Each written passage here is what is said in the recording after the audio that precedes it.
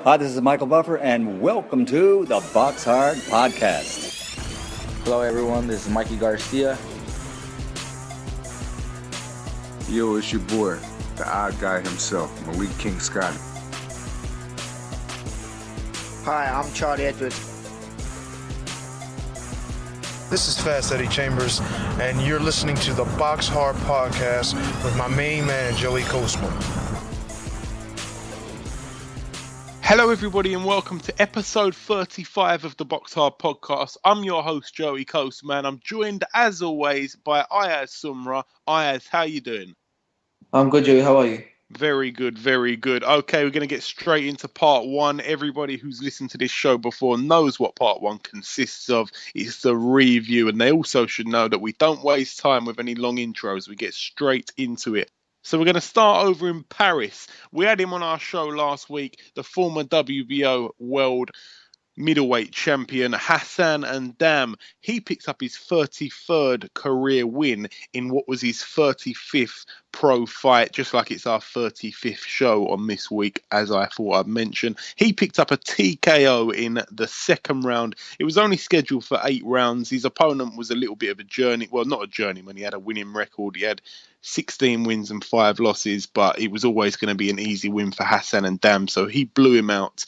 And I'm pleased for Hassan N'Dam. He was a real nice guy on last week's show. If you haven't seen that, you should listen to that. It was towards the end of the show, his interview. That's it for France. We're now going to go over to the Hydro Arena in Glasgow, of course. There wasn't so much boxing on last week, but top of the bill, Ricky Burns against Michele De Rocco. Ricky Burns going into this fight with 39 wins, 5 losses and 1 draw. Michele De Rocco, 40 wins, 1 loss and 1 draw. Perfect, well, almost perfect record from Michele De Rocco. He had a beautiful record, 40 wins. That's a sensational record. However, looking at his actual wins and the names that he fought, he'd only fought guys that were really fringe. So I wouldn't even say fringe world level. I'd probably say like European level. He hadn't really fought past European level, and his one loss came at European level. So, I think he had one of those padded records. Most of his fights took place in his hometown in Italy, and it really come down to, he was really facing the big time here in Ricky Burns' backyard. This was for the vacant WBA World Super Lightweight title, the 140 title. Ricky Burns, to be honest, look, I'll be completely honest. I have been pretty critical of Ricky Burns in the past. He's an absolutely lovely guy, by the way. I've met him, and he's a real nice guy. But I don't think I think he's over the hill. I don't think he's a brilliant fighter. I don't think he's gonna reign with this title. I hope I'm wrong, by the way, but I don't think he's gonna reign with this title for a long time. So he got in there, and to be honest, he was, of course, the odds-on favourite, Ricky Burns. But I had a slight. I mean, I didn't know nothing about Michele De Rocco apart from his record and his huge number of wins, but no one of a big name at all. And to be honest, I thought there's a chance that if this De Rocco is as good as his record suggests, he's going to beat Ricky Burns. But he was absolutely dreadful, and he was exposed by Ricky Burns. So Ricky Burns won every single round. He was absolutely awful, De Rocco, and Ricky Burns ended up picking up the TKO in the 8th round. So to be totally honest, this is a title that Adrian Broner lost on the scales to Ashley Theophane. Ashley Theophane got beat that night, and Adrian Broner lost the title. So this title become vacant, and now Ricky Burns has got it. So we may see that fight. Adrian Broner might want to pick up his old belt. I know he was calling out Ricky Burns a couple of years back now when Ricky Burns was champ before, and that fight never came to fruition. But we may see it now. And if he fights someone like that, I'm not going to mince my words. If Ricky Burns fights Adrian Broner, he'll get knocked out. But a real nice guy. And I hope I'm wrong. I really hope that he finds some sort of fire. I know that he hasn't looked so impressive, but he's had so much going on, legal stuff outside of the ring. It really comes down to all that stuff can get in a fighter's head. So I really hope I'm wrong. I really hope Ricky Burns can can defend his third world title in 3 weight divisions. That's absolutely sensational. He's the only Scottish boxer to ever do that in history. So I'm really made up for him. I know that you caught the back end of this fight, so to speak. You had a busy weekend yourself. What do you think of Ricky Burns? Do you think not so much in this fight? I'm not going to ask you to analyze the fight, but I'm saying that Ricky Burns. Do you think he's going to hold this title for long? Do you reckon he can get a bunch of defenses under his belt, or what do you think of him as a fighter right now at 140, a weight that he's actually not? He did say that he made the weight very, very easily. To be honest, he's a lightweight. What do you think about that? I reckon he's a good fighter now. I congratulate him because now he's a 3 weight world champion, right? Obviously, I reckon he's going to get good defenses, and obviously the one defense I can see him fighting is against Ashley Fairfax now, because Eddie Hearn and Lennon Ellaby, maybe promotions are linking up. So that's a fight that could happen in the future. Yeah, I tell you what, Ayaz, that's very excellently pointed out there. That very much could be a likely possibility. I for one. Oh, that's a really good fight, actually. That is a really good fight. The Ricky Burns of old would have beat Fiafane, but Fiafane, the Ricky Burns it's all about Ricky Burns. What Ricky Burns shows up, simple as that. We know what Ashley Fiafane brings to the table. He's a good fighter. He's tricky. He can be tricky. Didn't look so tricky against Adrian Broner, but he's a good fighter and he's game. He comes to fight every time, Ashley Fiafane. So that'd be a good fight. Do you know what? If I had to edge that one, oh, it's bloody tough. That's a real 50-50 in my opinion. People might think I'm crazy. People might think Ricky Burns takes him out in 2 rounds, but I honestly think that's a close fight. We're going to leave the main event there. We're now going to go down on the undercard. Tyrone Nurse, he was defending his British super lightweight title against Willie Limond. Tyrone Nurse picked up the TKO in the 9th round, so he extends his winning record to 33 wins now, 2 losses and 1 draw. Willie Limond, 39 wins, 5 losses. I know that Tyrone Nurse and Willie Limond, they really showed a lot of great sportsmanship. They were really, Willie Limond gracious in defeat. Tyrone Nurse, he was basically saying that, he watched Willie Limond when he was coming up and he's got a lot of respect for him. So it's nice to see that between 2 guys.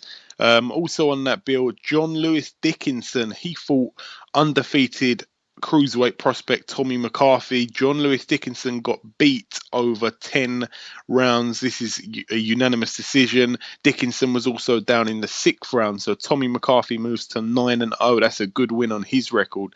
John Lewis Dickinson, 17 wins, 5 losses. John Ryder was also on the bill, although his fight didn't get televised. He moved to 23 wins and 2 losses. He picked up a 6-round points win against Robert Talarek, who had a record of 13 wins, 11 losses and 2 draws. Joe Ham was also on the bill. He moved to 8-0, even though he was down during the fight. He won on points after 6 rounds. That's at super bantamweight. Scotty Cardle was also on the bill, and he was cut over his right eye in the 5th round, but he picked up a 6-round points win, and he got his 20th career win. He's also got the 1 draw, but he's still moving on with that undefeated record. 2 of those fights with Sean Masher Dodd failed to blemish that, even though a lot of people don't agree with the decision on the night. Anthony Ogogo was also on the bill. It's exciting to get him back. Again, his fight wasn't on TV either, but he moved to 9-0 with a TKO in the 3rd round over Gary Cooper. Gary Cooper had a record of 4 wins, 19 losses and 1 draw going into that fight. So Anthony Ogogo now 9-0. Also on the bill, Charlie Flynn moved to 8-0 with a points win over 4 rounds. Conor Benn was also on the bill. He moved to 2-0. Now, Ayaz, you got to see this fight. I know you missed the Conor Benn fight, as you said, but this fight with Conor Benn, it was only over 4 rounds against a guy called Luke Kelleher. Luke Kelleher, 2 wins, 4 losses and 1 draw. Conor Benn went in there, and I tell you what, it was a fight. It was a proper fight. It wasn't a boxing match. It was literally during 95% of it, it was like a pub brawl. To be honest, I was impressed the way that Conor Benn can tough it out and he can have a fight. He can have a proper tear up But I'll be completely honest, it wasn't so impressive either. It wasn't. Kelleher, who's only got 2 wins to his record, gave him all sorts of problems. He gave him all sorts of problems. He hit him a lot. Conor Benn got hit a lot. It just did not look very impressive. A lot of people were saying, it's really funny because there's a proper divide in people's perception of what happened. People are going on Twitter saying, oh my God, he looks absolutely incredible. And other people are going, wow, he's never going to, he's just going to be a shadow of what his dad ever was. So mixed opinions on that one. But for me, it wasn't so impressive. But nonetheless, he's picked up the win. So, yeah, 2-0 now, Conor Benn. And I'm sure he will progress. It's only his second fight. It's not time to start judging him on just 2 performances. I'm just saying it didn't look so impressive on the night. But I'm certainly not saying he's not going to go on to be, one of the faces in British boxing at all. Also on the bill, Lewis Pauling moved to 6-0 despite being down in the first round. He picked up a points win over 4. Sam Ball moved to 6-0 with a TKO in the 3rd round, even though he was down in the 1st round and his opponent was down in the 2nd and the 3rd. A bit of an exciting fight, that one. Even though it only went 3 rounds, there was 3 knockdowns. That's it for Saturday night in Scotland. We're now going to go over to Saturday night in Arizona, USA. We're going to start with a fight on the undercard. Shane Mosley Jr. He fought a guy called Roberto Young. Now, Roberto Young had a record of 5 wins, 7 losses and 2 draws. Shane Mosley Jr., 6 wins and 1 loss. This, again, was a bit of a dogfight. Shane Mosley Jr. was actually boxing, but this Roberto Young, he was just lunging everywhere. He was loading up with massive punches that were just missing. It was one of those fights that you couldn't take your eyes off because he was so reckless and wild. He didn't really care what he got hit with as long as he tried to land his shots. Some of them landed on Shane Mosley Jr., some of them missed by a landslide. So Shane Mosley Jr. ended up picking up a majority decision win after 6 rounds. It was a close-ish kind of fight, but nonetheless, he moves on, Shane Mosley Jr. Shane Mosley's girlfriend walked him out to the ring. He came in there in business-like fashion and done the business, to be honest. So good win there for Shane Mosley. And those type of fights are good. Those type of fights are good for, good learning fights. The undercard of this actual event was not very good. To be honest, it was pretty bad. I don't know. I'm not too sure I think it was the first fight event that's ever been on in this particular venue. So I don't know what happened. I don't know what the ticket sounds were like, but it looked pretty packed in there, to be honest. There was a guy on the undercard who actually had the best record out of everyone on the undercard, and his record was 16-0, and his fight didn't even end up happening. Instead, they got a few other guys on with not so nice records. We're now going to go to the main event. He was on our show last week as well. David Avanesian. He was defending his interim WBA World Welterweight title against Sugar Shane Mosley. David Avanesian, 21 wins, 1 loss, 1 draw going into this fight. Shane Mosley, 49 wins, 9 losses and 1 draw. Could this be Shane Mosley's 50th career win? David Avanesian, I thought he'd done absolutely brilliant. First couple of rounds, I tell you, I actually scored this fight. I don't often score fights, but this one I actually did. I'm going to tell you how I scored it. So I gave the first 2 rounds to Shane Mosley. I thought Shane Mosley had a good start, but he was always going to have a good start. A lot of people talk about his age. He went in there and he's always going to be fresh for those first 2 early rounds, first 3, first 4. But I thought he won the first 2, and then I gave the next 5 in a row to David Avanesian, and he seemed to get his distance right. He seemed to be landing a decent amount of hooks, but we know that Shane Mosley's got an absolutely brilliant chin. So David Avanesian, he was 5 rounds to 2 for me, and then I thought that Shane Mosley won a round, and I thought it was 5 rounds to 3. Then David Avanesian won the next round, and he won the next round because Shane Mosley had a point taken off. That round was a 10-8 round. That was the 10th round. And then I gave the last 2 rounds 1 apiece. So it ended up being Shane Mosley 111, David Avanesian 116. That was the way I had it. A lot of the commentary was absolutely dreadful. Kevin Kelly, who's a former opponent of the great Prince Nassim Hamed, he was doing the commentary, and he had his scorecard. He gave it 1 round to Shane Mosley, which was absolutely appalling. Everyone else on the commentary team had it a draw. I believe there was two guys who scored it, Kevin Kelly and another guy. I'm not sure who it was. He gave it a draw, and I thought, what the hell? Is there something wrong with me? Am I giving a bad scorecard here? Because mine was quite wide. I had it by 5 points. So when I found out, when all the judges read out theirs, I can't remember. One of them, I think, had it 1 round to David Avanesian, and the other two had it. I think it was. Oh, I can't remember now, but I think it was by 6 points or something like that. So I actually felt normal again. But David Avanesian, he bossed it, and I think this is, even though Shane Mosley's old, he's past his best big time. I think this was a good win for David Avanesian. It's of course a really big name on his record. I think this kind of solidifies his intentions in this division. That makes him a real threat. This win here, a lot of people won't overlook that name on the record, Shane Mosley. And even though he put up a good performance, David Evanesian was the better man on the night, and he showed us what he's all about. He's tough. He took some punches as well. Really, really tough guy. And I thought he'd done brilliant. I was so proud of him, and I'm so pleased because he seemed a real nice guy when we had him on the show last week, despite English not being his strongest point. But he's now going to fight the winner of Sean Porter and Keith Thurman, and that'll be for the full WBA world title. So I wish him the best of luck in that one. Okay, that's it for Saturday. We're now going to go over to Sunday. Now, this fight card, of course, took place at Everton Stadium, Goodison Park. We're going to start with the undercard. We cannot jump just straight onto the main event because there's, I can't just do that. I want to end part one on a high. Okay, so if you haven't sussed out what's going to happen, I've kind of given it away there. We're going to start with a win on the undercard from Hosea Burton. He moved to 17-0 with a TKO in the second round against Joseph Cormani. Joseph Cormani, 17 wins, 24 losses. It was always going to be an easy win for Hosea Burton, but he got him out of there in good fashion and early, in that second round. It was only scheduled for 6. And Hosea Burton, I honestly think, very, very underrated fighter. I really believe in him. I think he's a really, really, really good fighter, Hosea Burton. Also on the bill, Paul Smith. He picked up his 37th career win with a points win over Bartolome Grafka, who had a record of 17 wins, 20 losses and 3 draws. So an easy win there for Paul Smith. But I did see him, because his fight wasn't televised, but I did see him ringside when his brothers were fighting on the bill. His two brothers, Stephen and Callum.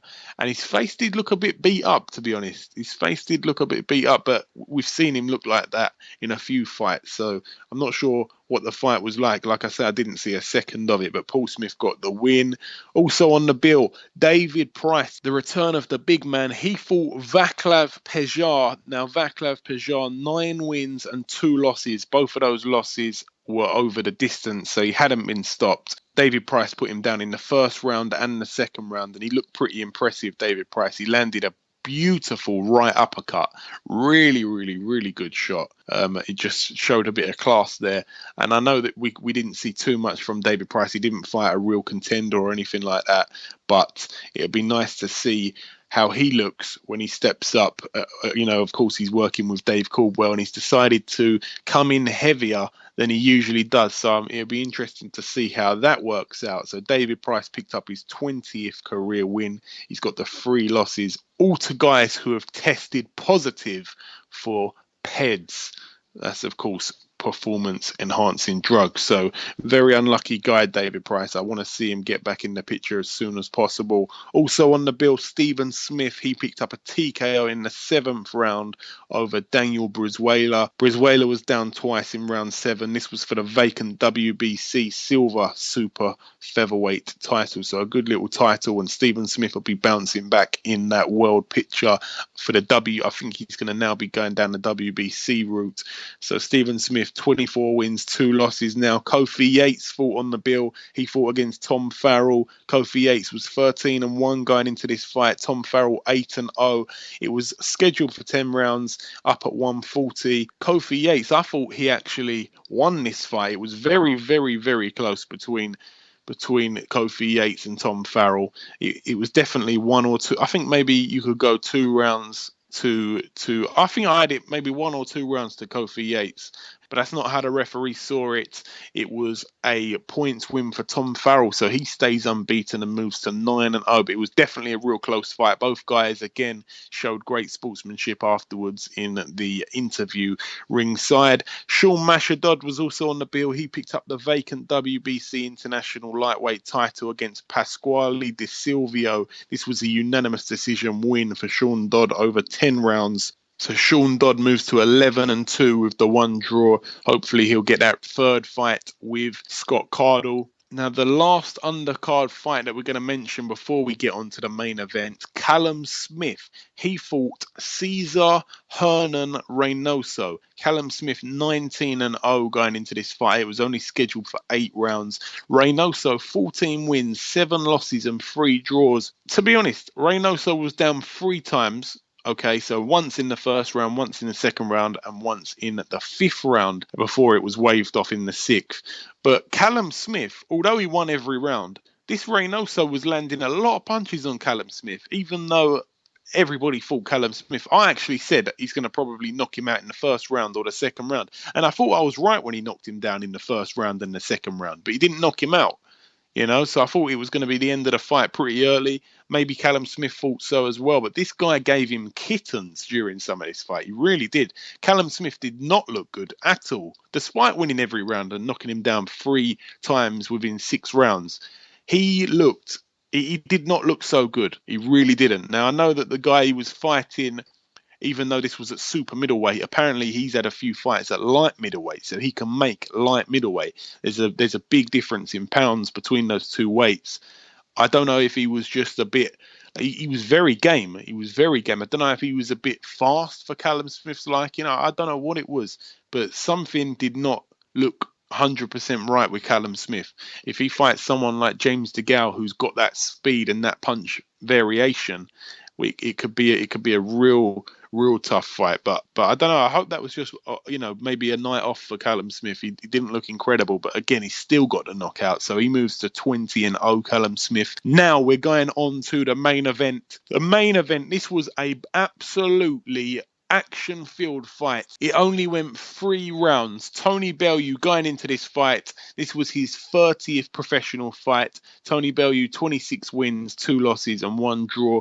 Ilunga Makubu, 19-1. His 1 loss was the first fight of his career. Ever since then, he's been unbeaten, including demolishing Mchunu, who a lot of people think is a really, really good cruiserweight. He, of course, got that win over Eddie Chambers as well. So Mchunu got beat easily by Makubu. He absolutely beat him up. And Makabu, I should call him, sorry. Makabu had 18 knockouts in those 19 wins, so he was a real danger man. Now, Tony Bellew came out in the first round. He was winning the first round pretty comfortably, looked pretty good in there. And then next thing you know, literally about 7 or 8 seconds, I think, before the end of the first round, he got caught with a counter and he went straight down Bellew. To be honest, I didn't think he was hurt too much. He went down. He's kind of done like a backwards roly-poly and got back up. He looked to his corner, and as soon as the referee had finished the count, he gave him the count. As soon as the count was finished, Bellew had his hands up and the bell went.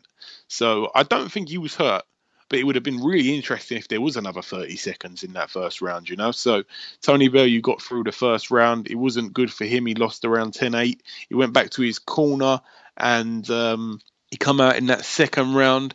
It was a good round for Tony Bellew. A few times Makabu landed some good shots as well. It was really action filled, this fight. I think it's probably up on it's on Sky. You can watch it on the demand section on Sky. It's probably on YouTube by now as well. But what a fight if you haven't seen it. And then in the third round, Bellew comes out. He's fighting against Makabu. He's kind of throwing a lot at him. And then next thing you know, he lands a few punches. Makabu's on the ropes. It was kind of like the knockdown in the first round. I'm thinking, oh, God, don't throw. Because that's the thing with Bellew. Once he finds an opening, he will go for it. He will absolutely throw everything. And he's open to being countered. And he just absolutely goes for it. And that's what happened with the first knockdown. I'm thinking, oh, God. Then he landed a few punches which looked really meaningful. And then he just he went from one rope to the other, Makabu, from the rope on the right hand side to the bottom, and then next thing you know, oh my lord, he caught him with a big left hook. Eddie Hearn did say that he thought Bellew was going to win the fight by a left hook, and he caught him with this big left hook, and that was it. He was knocked out cold while he was on his feet, and I think Bellew might have hit him with one more punch before he went down, and that was it. It was a big, big knockout. So from being down in the first round, he stopped him in the third round. So a wicked win for Tony Bellew. He was very, very vocal on what he said afterwards when they interviewed him. The emotions were running so high. You could see it. It was almost, I've watched a lot of fights. I've watched a lot of British world champions pick up a title, against the odds or whatever. And I know that Tony Bellew was an underdog here with the bookies.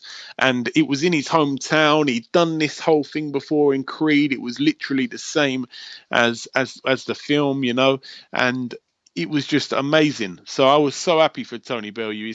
A lot of the time you see these wins and I just screamed. I was fist pumping. It's some of these things. It's almost tear jerking. These fights sometimes, like the Crawler fight, Darren Barker. It's a really what goes into these boxers in the training camp and everything. It's so much. So to see him do it, and his kids were there. It was his first fight that his son had ever seen him. He's ever watched live with him, and he come there. He got in the ring. His wife was there. You could see what it meant to him, and he did say a lot of stuff in the post fight interview. But you can't blame him. I think he was brilliant, and what a fight! He's now saying that he's the best cruiserweight in the world. There's a few good names at cruiserweight, so I'd like to see him mix it up. But now he's got, of course, the vacant. Well, now it's not vacant; it's his. But he's now the WBC World Cruiserweight Champion. So a massive win for Tony Bellew's 30th professional fight. So he moves on to 27 wins, 2 losses, and 1 draw. Ayaz, what do you think about that fight? I know you've only seen a little bit of it. What did you also think about some of the talk on the post-fight interview? I reckon it was a very good fight. Now Britain has 13 world champions. And obviously Bellew, what he did was basically the Creed film. It was basically Creed all over again. And for that, I give Bellew huge credit. Obviously from getting knocked down, and from on the third round from knocking Makubu out, a lot of people favoured Makubu to win this fight. And Bellew pulled it out of the bags. Yeah, absolutely. A massive credit. Yeah, we've got 13 world champions. We would have had 14 if Carl Frampton didn't vacate his title. Of course, he's he's got that fight with Leo Santa Cruz, so he's moved up a division for that, and he's vacated his title. But we would have had 14, and if I'm not mistaken, I think no one nation has ever had 14 world champions at one time. So I think America might have had 13 before.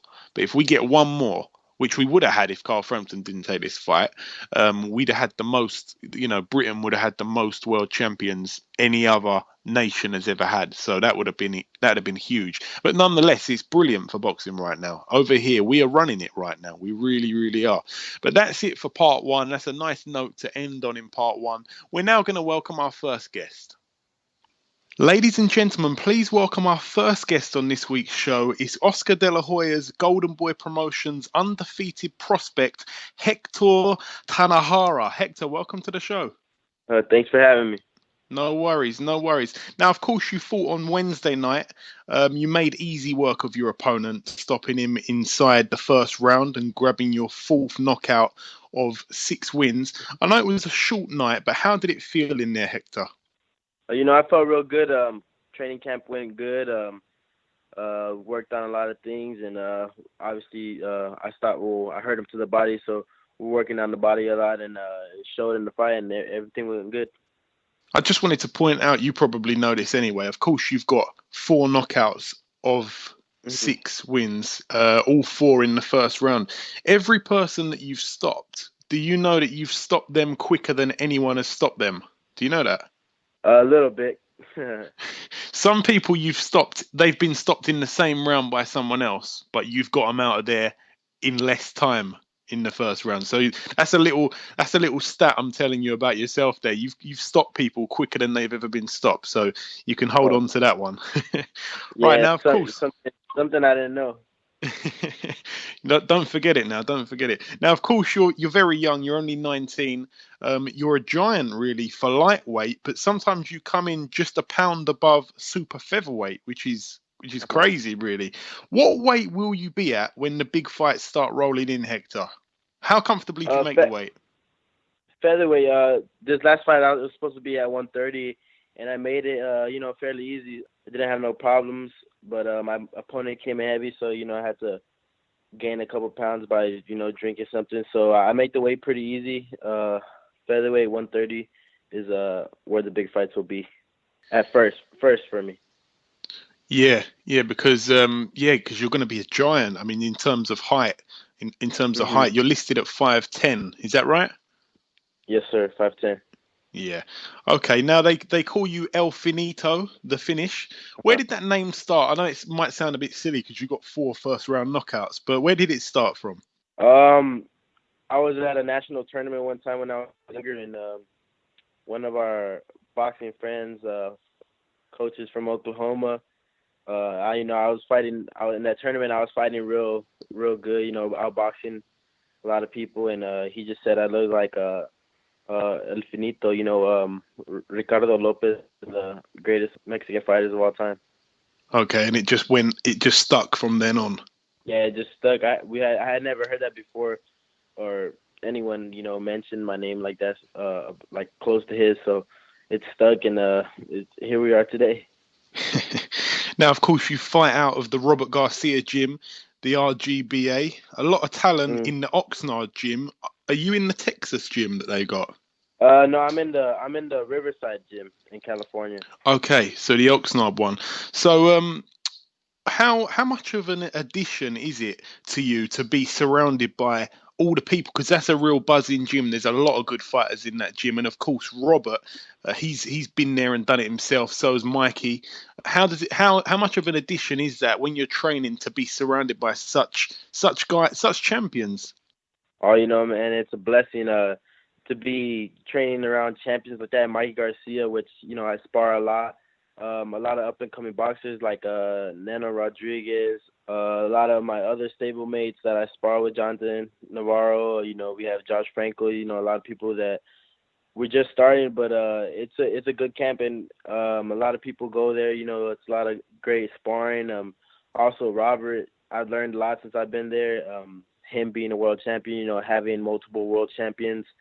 His dad, Big G, also having world champions. So it's nothing but experience, and little by little, we're getting better.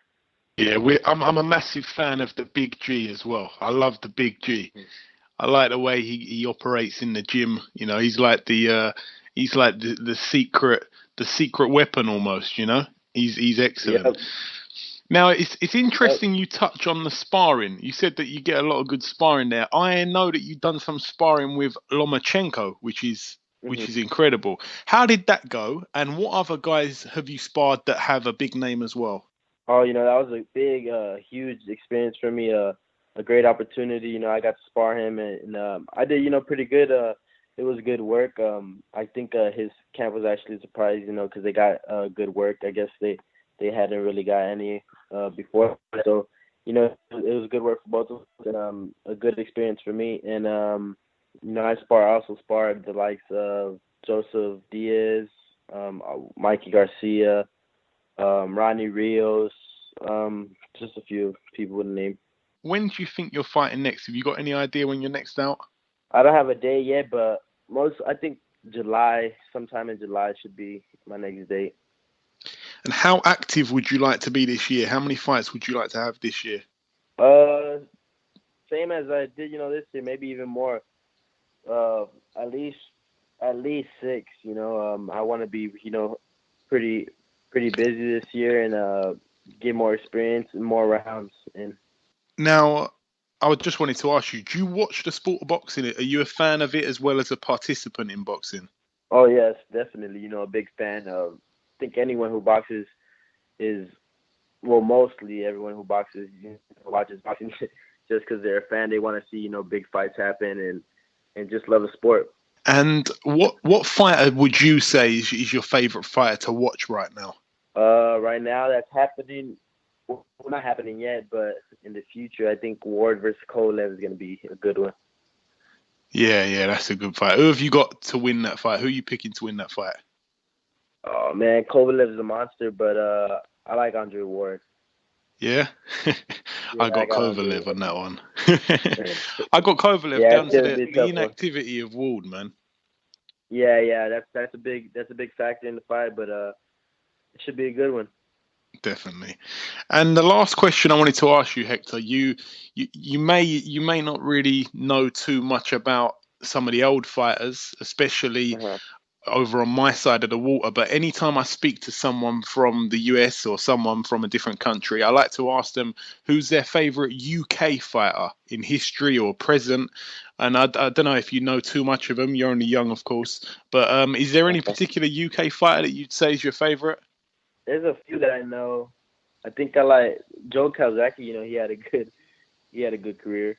Yeah, definitely. We had He retired undefeated, no? yeah, 46-0. Yeah, it's probably between Joe Calzaghe, I think, and I think I've seen fights of Chris Eubank. Oh yeah. Chris Eubank. Yeah, he's got a son, Chris Eubank Jr., who's active now. He's Yeah, I've seen that. I've seen that too. I've seen that. But I think I've seen old fights of his dad, so I like the way he fought too. yeah. If you Nigel Benn, Nigel Benn, okay, so you do know a little bit about the history then. couple. There's you've heard of Prince Nassim Hamed, surely? Oh yes, Yes. definitely. Yeah, very exciting fighter. He was a very exciting fighter. You know, he liked to come out, be flashy and stuff, and I like the way he fought too. Yeah, absolutely. Okay, listen, Hector, I just want to say thank you for giving us a bit of time so close after your fight. I hope that you get out in July, and of course, best of luck for the future. But we'll speak to you again soon, anyway. Yes, sir. Thank you. Thanks for the opportunity. Okay, now it's time for part 2 on this week's show. We're going to start over in Florida, of course, USA. Rances Barthélemy, top of the bill. He faces Mickey Bay. Barthélemy, 24-0, defending his IBF World Lightweight title. Mickey Bay, 22 wins, 1 loss, and 1 draw. This will be a good fight. A lot of people recognise Barthélemy as the #1 lightweight in the world. He's, of course, a dangerous fighter. If he gets the win over Mickey Bay, he really puts a good name on his record, arguably one of the best names on his record. So Barthélemy, I think he's going to probably win this fight, but it's going to be a good fight. I really want to find that somewhere. I don't think it's being aired at all. But also on the undercard, Gervonta Davis, 15-0. He looks to move to 16-0. His opponent yet to be announced. It's a 10-rounder at lightweight. Dyer Davis also on this bill, former foe of James DeGale. I remember going to that fight. Dyer Davis, 23 wins, 4 losses and 1 draw. He faces Lisavi Mayuda, who has a record of 8 wins and 3 losses. Not a high quality fight, that one. But that's it for Florida. We're now going to go over to Philadelphia, USA. There's only one fight I want to mention on this bill. Heavyweight prospect Cassius Chaney. He looks to pick up his 7th career win. It's only a 4-rounder. His opponent yet to be announced. That's it for Philadelphia. Now we're going to go over to Canada. Top of the bill, Artur Beterbiev, 9 wins and 9 knockouts. He faces Ezekiel Moderna. Moderna, 23 wins, 2 losses. Artur Beterbiev defending his WBO international light heavyweight title and his WBA NABA light heavyweight title. Artur Beterbiev, an absolute beast. He's probably going to get another knockout here. Artur Beterbiev, he really, he's in that mix. He will be in that mix. I think it's unfair to say he's only had 9 fights, but he will be in that picture with Adonis Stevenson, with Kovalev. He'll be in that mix. He's an absolutely he's devastating, a knockout merchant. He's of course got the win over Kovalev in the amateurs, and he's definitely one to keep his eye on. We had Oval McKenzie on the show, and Oval McKenzie said he's the toughest guy he's ever sparred. So definitely look out for that. Also, Oscar Rivas is on that bill. He looks to move to 19-0. He's a heavyweight prospect. It's only an 8-rounder. His opponent yet to be announced. That's it for Canada. We're now going to go over to the Echo Arena. Top of the bill, Paul Butler, 21-1. That 1 loss coming to Zolani Tete. He faces Pechbarnborg Cocket Gym, who has a record of 38 wins, 7 losses and 1 draw. This is, of course, for Paul Butler's WBO International Super Flyweight title. Paul Butler looking to get another title shot at Super Flyweight.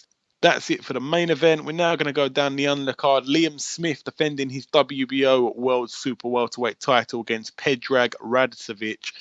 Radzovic, 30 wins, 1 loss. Liam Smith, 22-0 with the 1 draw. I think this will be an easy win for Liam Smith, probably a knockout. Zolani Tete also on the bill, defending his IBF International Bantamweight title against Victor Ruiz. Zolani Tete, 23-3. Victor Ruiz, 21-5. Tom Stalker fighting for the vacant WBO European title at lightweight. He faces Antonio João Bento. Thomas Stalker, 10 wins, 1 loss, 3 draws. Bento, 30 wins, 15 losses and 2 draws. This is the 3rd time that Tom Stalker's fighting for the European title. I think it's going to be 3rd time lucky. I think he's going to win this one. Liam Williams also on the card. He looks to pick up his 14th professional victory. That's it for the UK. We're now going to go over to the StubHub Center, Carson, California, one of my favorite venues for boxing. Francisco Vargas, top of the bill. He faces Orlando Salido. This is going to be a good fight. Salido's very, very experienced. This is for Vargas's WBC World Super Featherweight title. Vargas 23-0 with the 1 draw. Orlando Salido 43 wins, 13 losses and 3 draws. Salido's the only guy to have beaten Lomachenko. Of course, he came in with a huge weight difference that night, and it was real roughhouse tactics from him. But nonetheless, he's got that win. So this is going to be a good fight, but I think Vargas will probably beat Salido here. Gabriel Rosado's also on the bill. His last fight was in Creed, I think, in the film Creed, along with Tony Bellew. So Gabriel Rosado, 22 wins, 9 losses. He faces Antonio Gutierrez, 20 wins, 1 loss and 1 draw. That's it for Carson, California. Now, the last bill that we're going to mention on this week's show, the last bill that we're going to mention on the preview part, top of the bill, we're going to be speaking to him in a moment. Luis Arias. Luis Arias, 14-0 with 6 knockouts. He is fighting Jorge Silva, 21 wins, 10 losses and 2 draws. This is a 10-rounder at super middleweight. This is the first boxing event at the Wisconsin Center, so it's good for Luis Arias to get a fight in his hometown, and I'm sure he'll win that with flying colours. Luis Arias, a real super middleweight to look out for. Believe me on that. Okay, that's it for the previewing. That's all the previewing done on this week's show. We're now going to welcome our second guest. Okay, now it's time for our next guest on this week's show. Ladies and gentlemen, please welcome undefeated Rock Nation middleweight prospect, Luis Arias. Luis, welcome to the show. Hey, how you doing, guys, man? Thank you. Thanks for having me. No problem, no problem. My pleasure. Now, of course, you're fighting Jorge Silva on Saturday night. What do you know about your opponent, Luis? Well, I know he's a young, tough guy. He's been a lot of rounds. A little experienced guy. He's been some rounds with some good names. And I know he's going to come to fight. He's usually the type of opponent that comes to fight. A good, durable guy. But we're ready for it. I've had a hard training camp. I put the work in, and I'm ready for whatever comes Saturday night. Now, of course, this is going to be your first time fighting in your hometown. How does it feel to bring boxing to your backyard, basically? Man, it feels great. Milwaukee, Wisconsin isn't the biggest boxing city in America, but there's a lot of talent out here, and I'm happy to be, headlining a great show down here and to show that I'm bring boxing back to the city, and bring some big events to the city. And this is I'm only scratching the surface. It's only the first of many shows that I plan on bringing back home, and I'm planning on having a great fan base. Now, of course, you're signed to Rock Nation. Obviously, they're a newly formed boxing promotional company. How's that working out for you, Luis?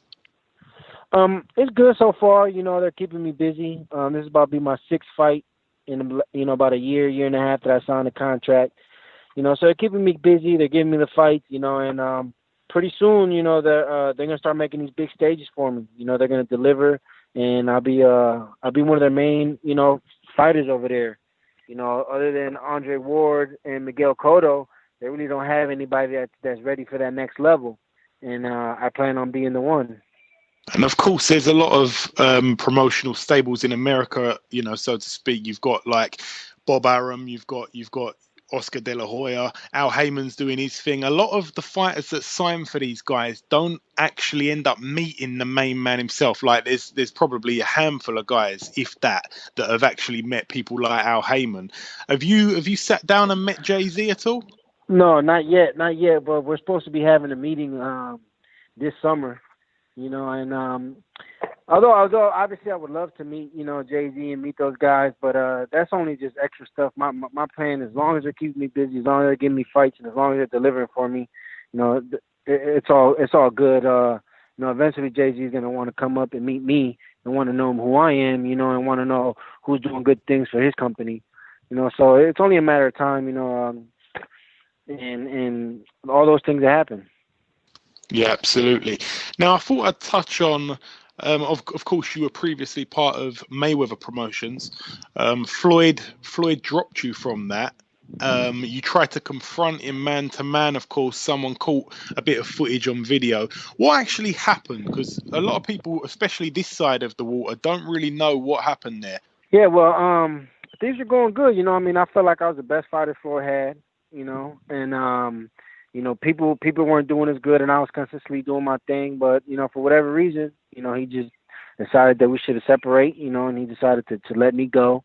But the way he did it was just unprofessional to me. So that's why I confronted him, and I was asking him, I just wanted it to come from his mouth. Now I didn't care about not being part of the money team and none of that, because I was undefeated. I'm 10-0. Even when all that happened, everybody wanted to sign me. So that wasn't the problem. It was just the way that he did it. So that's all it was the video that got out was just me trying to confront him and just trying to, get some type of an answer, get some type of explanation, but I never got that, but it is what it is. I'm still doing my thing, and it ain't stopping anything, and it's only a matter of time till I'm the face of boxing, and that I'm one of the big guys in the sport. And what is your relationship like with Floyd now? I don't even speak to him. I haven't even spoke to him since that video was the last time I talked to him. And I could care less. Like I said, I'm moving on with my career. I'm moving on with my life, and it was fun while it lasted. But I'm on to bigger and better things. All right. Well, I'm going to ask you this. Of course, Floyd goes around saying he's TBE. In your opinion, Lewis, is he TBE? I think he is the best defensive fighter ever. I honestly don't want to. I can't label him the best ever, because there's just been so many greats and so many great fighters, and I felt like he could have did more to help out with the sport and done more, to become a great, but his impact in the game hasn't been the best, and on top of that, like, he's always played it safe with his opponents, he always made sure that he didn't take that much risk in any of his fights, and it kind of messed up the game. See, now the game is all about money now. Guys don't want to take risks.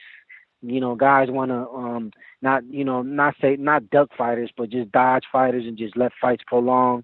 And I felt like he could have did. He had such great talent, but he never really got to show the best. When he was fighting the best. And had fights at the riskiest times. He, like I said, like his opponents, as they should have been, were handpicked, but he picked everyone with a low risk. He never fought guys at their peak, and that's going to taint them a little bit. But again, can't take anything away from him. The 4 down guys he put in front of him, he beat. He made the most money ever, so of course he's amongst the great in that end. But to be the best ever, the greatest ever, and I wouldn't give it to him. Who would you give it to, Lewis? I would say I can't give it to just one guy, but some guys that I would label the best would like Muhammad Ali, Tyson and Julio Cesar Chavez Jr., those type of fighters, even Sugar Ray Leonard, those guys didn't fear anybody. They didn't care to protect that. They fought whoever they needed to fight at the time they needed to fight for for whatever. You know, it was no fighting around. It wasn't any ducking and dodging. It was just straight business. And the impact that they did outside of the sport, you know, and the way they were able to connect to people and become, you know, the people's champion and be loved by everyone and not play the villain, you know, I would give it to one of them. Yeah, I don't think anyone could argue with that. Of course, you campaign at middleweight. Middleweight is currently one of the most exciting weight divisions in boxing. What's your opinion on Canelo dropping his WBC belt, Lewis? I think I thought that was pretty soft, you know. Like I'm saying, now the sport is all about, you know, dodging fights, you know, letting fights prolong so you can get more money and you know, the business aspect and, well, I'm the face of this and you have to kneel down to what I say. You know, I thought that was pretty foolish, you know. Guys, you know, wait their whole life to get that belt and you just give it away just because you don't want to fight this guy because they tell you have to fight this guy. You know, back in the day, it was when you have to fight this guy, you fight him, and that's it. You know, win, lose, or draw. But now they want to. Everyone's being so protected. You know, it's all about protecting the fighter and protecting the record and protecting their reputation and all that. You know, so I mean, I thought the fight could have been made. You know, but you know, it's the business part of the game. Now, of course, you've been around that Mayweather sort of gym. You've been in a few other gyms, I'm sure. What sort of names have you sparred with? Some names that we may know. Well, I was in training camp with Arizlani Lara before. I was in camp with Chad Dawson when he was the light heavyweight champ of the world. Obviously, I sparred Floyd Mayweather and got him ready for Cotto. I mean, those are pretty much the bigger names that I've dealt with. You know, when Ishii Smith had the belt, I mean, obviously he's not as big, but when he was champ, I was sparring him too. So it was a couple. I got a couple good name guys on my belt that I've been in camp with. Yeah, absolutely. Now, Lewis, just for those people that may not know the backstory, I maybe should have asked this as one of the first questions, but for those people, perhaps from this side of the world, that may not know the backstory, of course, you're Cuban American. Could you sort of tell us, just sum up, sort of in a couple of sentences, you know, how the whole thing began, how you know, from being a youngster up to this point, what we're at right now? So my father's Cuban, my mom is Nicaraguan. They were both born over there, and they came to America. I was born here in Milwaukee, Wisconsin, in the United States. I started boxing when I was about 7 or 8 years old. I ended up falling in love with it, stuck with it. I ended up becoming a 7-time national champion. I was on the U.S. team, everything. I was one fight away from going to the Olympics. I moved to Vegas, and that's where I turned professional. Got an opportunity to basically spar Floyd. I sparred with him. He liked it, and he ended up picking me up. I had my first 10 fights with Floyd, and now I'm with Rock Nation, and I'm 14-0, about to be 15-0 come Saturday night. I like it. Okay, listen, Lewis, last question I got for you now. This is one I have to ask to anyone from overseas. A lot of people like to know the answer to this. Who would you say in history is the best, in your opinion, UK fighter? I ask this to all the guys. I'll tell you some of the... Lennox Lewis, without a doubt. I mean, yeah? Lennox Lewis is arguably the best heavyweight ever. You know what I mean? So, without a doubt, Lennox Lewis. You know, I would definitely put Lennox Lewis up there with amongst the great. Then I would throw I would go Prince Nassim Hamed, and then Ricky Hatton. I would say that, or even Nigel Benn. Yeah, I mean, you guys have a lot, but definitely Lennox Lewis. Joe Calzaghe in there with a shout? Joe Calzaghe. Oh, yeah, Joe Calzaghe. Forgot about Joe. Definitely Joe, too. Damn. You guys had a lot of great champs, man. A lot of great champs. Boxing's, at the minute, we got 13 world champs, you know, right now at this minute. Yeah. So it's really booming. But listen, Lewis, it's been an absolute pleasure speaking with you. I appreciate you giving us some time this week. We wish you the absolute best of luck for Saturday night, and no doubt we'll speak again soon, my friend. I appreciate it, man. To all the UK fans, man, thank you. I appreciate you guys. You know, the UK is just such a great country for boxing, man, and hopefully one day I can come out there and fight. If you do come, soccer stadiums. Yeah. If you do come, we will welcome you with open arms. Lewis, thank you very much. Perfect. Thank you too. Okay, now it's time to conclude episode 35 of the Box Hard podcast. I've been your host, Joey Coastman. Ayaz Sumra has been Ayaz Sumra. Once again, a massive thank you to our two guests that took part on this week's show, both undefeated, the guests on this week's show. A massive thank you, firstly, to Luis Arias, 16-0 at the moment, soon to be 17-0 on Saturday. And a massive, massive thank you to the undefeated 6-0 prospect at the moment, Hector Tanajara. So thank you very much. And that Spanish pronunciation hopefully goes down well with all the listeners. Once again, thank you for listening this far on this week's show. Please keep retweeting, favoriting, liking, sharing, and all the rest. And we'll be back next week, as always, with another big show. Until then, my friends, take care.